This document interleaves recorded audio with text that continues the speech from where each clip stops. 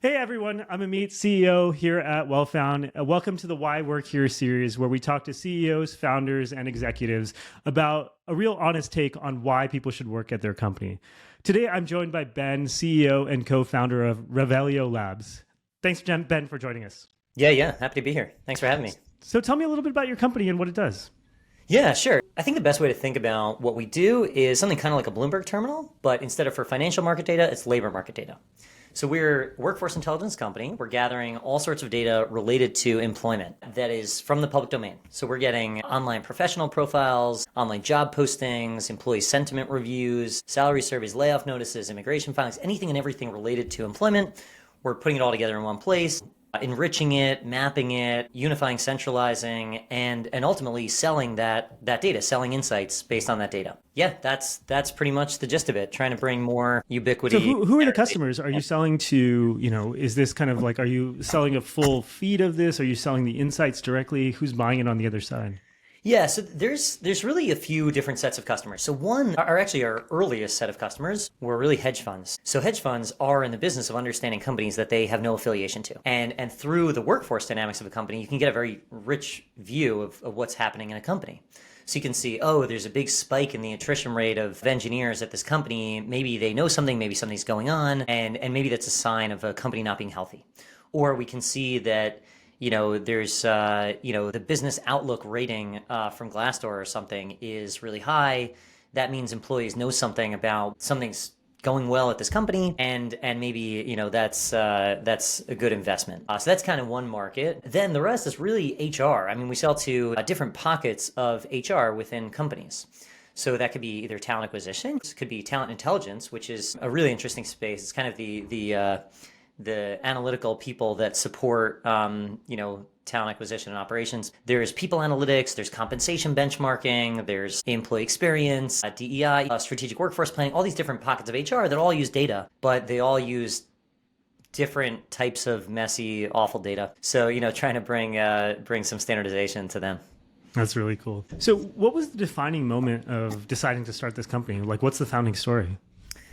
Yeah, so I started my career as an academic labor economist. So, was doing research in social mobility and occupational transformation, and then spent some time at a hedge fund where I saw, everyone uses this like Bloomberg terminal. It's amazing. Everyone's got their day job, and like right next to them, they have all the data they could possibly want. So finance as a field has become very sophisticated in their use of data. And then I went to IBM where I ran a workforce analytics team. And in that group, I really thought there would be more sophistication in how, employees are analyzed, because the vast majority of a company's expenses, hugely important. I mean, it touches everything, but turns out it's not very rigorous, to say the least. So thought, okay, this is a huge space. There's, and we're way behind. We are in the Stone Ages with how we analyze human capital and employees. So as a labor economist, I thought, this is the most important thing I could do. This is the way to advance the science of labor markets. This is going to be more productive than trying to advance the science through academic channels. So that became, after having that thought, it kind of became hard to think about anything else. Makes sense. So what's your vision for the company? Like, where do you want to go in the next few years? Is it like you want to make it really big? Like, what does this look like as the company grows? Yeah, we want to make it really big. I think this could be one of the most consequential companies in the world. I think sticking with this contrast between finance, financial markets are really about how we allocate capital, and there really is no science in how we allocate labor. But, finance is what, 17-18% of the global economy. There's nothing about how we allocate labor. That's not, it's not a share of the economy at all. So I think there could be much more sophistication and rigor built around this, and for the benefit of everybody, every company, and just every employee also. So I do think this could be tremendous. Whether we get there in 5 years or 50 years or in my lifetime, I don't know, but Sure. But I do think there's somewhere big to get to. Can you tell me about like kind of what are the big milestones you see as like on the pathway to that big potential? Like, what are the gates that you want to kind of cross on your way? Yeah, I mean, one is market penetration. So I think starting within finance, it it's a very tough space to sell into because the buyers are very particular about data quality. But, we were data engineers, data scientists, economists, we were technical. So that was, a kind of easier market for us. I think as we start selling more to HR departments, they're less technically sophisticated. There aren't a lot of people that can take in a terabyte of data and just, run with it. So we need to bring more tools and applications into, our dashboard and make it much more real time, much more easy to use. So I think, being able to penetrate markets that don't have as many technical resources, that was a big challenge. I think that's going to continue being a challenge. I think we want to get more into the applications and just, tell more stories. I think do a little bit more hand-holding around how to get value. I also think, another thing we have not done yet, but is kind of on the roadmap, is starting to integrate internal HR data from an organization. So I think once we're able to do that, then we can honestly say, now we are the one-stop shop for analyzing data related to employees. Awesome. But that's a big undertaking. One way to think about what we're doing is it's an analytics platform and it's a research tool.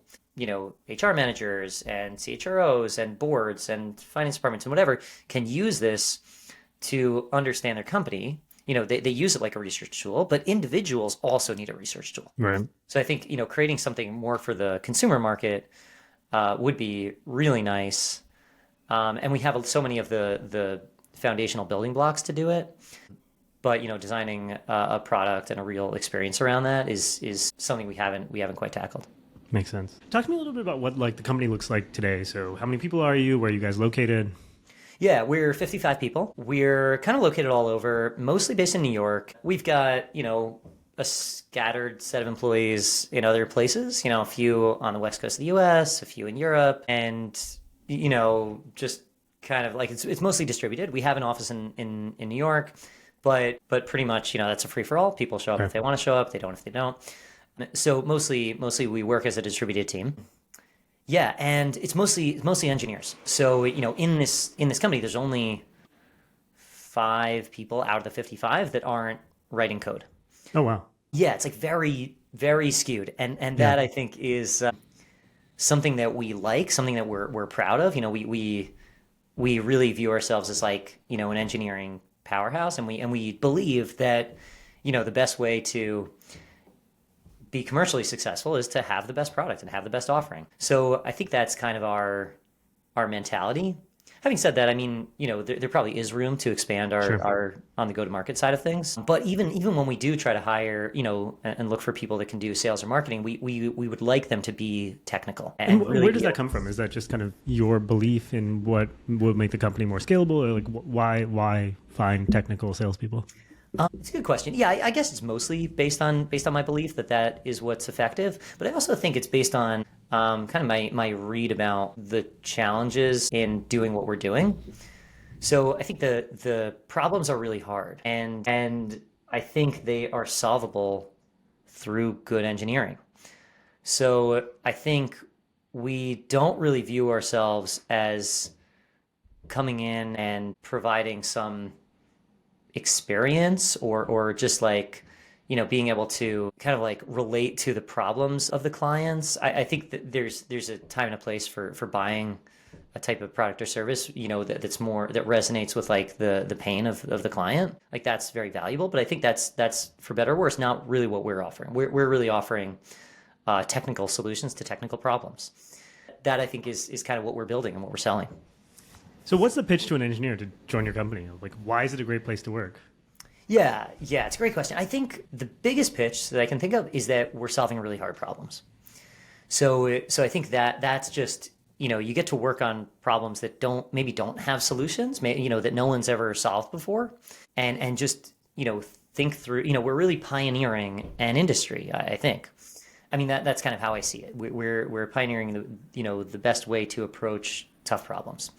And because of that, there's all these other, benefits from being driven by those, mostly that you're surrounded by other people who are also driven by those. So the teams are really, the team's very strong. We really try to hire every person that we hire, we'd like them to be someone that others can learn from and inspire others. And really, I think we've developed a workforce where really every person is someone that others respect and rely on. So we've got like talented people, hard problems. And also, I think another kind of related point to that is that, each team, each sub team is really trying to become a world-class team in what they're doing. So, we have a data science team and they're working on cutting edge models and are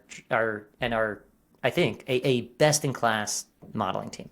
Then we have a distributed backend team. And we think that team is at the cutting edge, the best in the world at distributed systems. And we have a scraping team. They are the best in the world at web scraping. And so every team, I think we'd like them to be able to kind of take pride in being the best team in the world at what they're doing.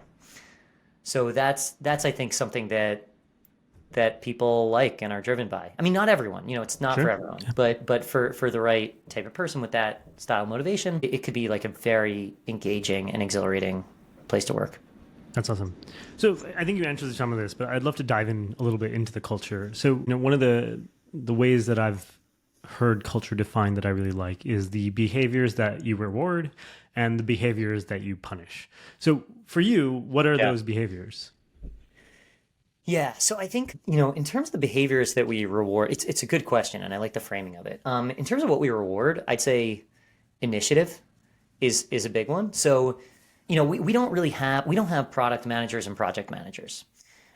So that also has, a lot of implications about what it's like to work somewhere. The downside is sometimes it's, things are undermanaged and feel messy. But, the flip side of that is that there's a lot of hands-on work being done. We're producing, a lot of quantity of work, but also what that really means is that sometimes there's a void in responsibility. Sometimes someone needs to take ownership over something, and we hope that people step up and, own something and take responsibility. If something's not working, they don't just assume that someone else will take care of it. They kind of step up. If someone thinks they can have a great idea, they run with it. Actually, every week, every Friday, we have like a showcase week where a different person takes the week off to basically work on something that's not their day job. And they work on whatever they think would be additive to the company. And then they work on that, and then they present it on Friday. That's so every cool. Friday we see what someone thought would be useful to the company, and there it is. And then, hopefully it is useful. And most of them are really excellent. So I think, instituting that type of weekly showcase is also a way of sending a signal to employees that, we want you to think for yourself about what would be useful to the company. In terms of what we punish, I mean, we don't do any explicit punishment, Sure. it's not but in terms of where we maybe, express some disappointment, I would say if someone, I guess, allows us to kind of be embarrassed in a way. So let's say there's a feature and let's say we're giving a demo to a client and something just doesn't work and it was supposed to work. And that's embarrassing. We have to, apologize to the client and say sorry, this thing will be out soon. I don't know what's going on. Or things are slow or whatever. So, that sort of thing, we maybe, talk to them and we're like, hey, that was supposed to be out. What's going on? That was a difficult situation for us. So there's a How can we quality fix it? bar that needs to kind of be maintained, basically. Yeah. I'd say that's something that we express some disappointment on.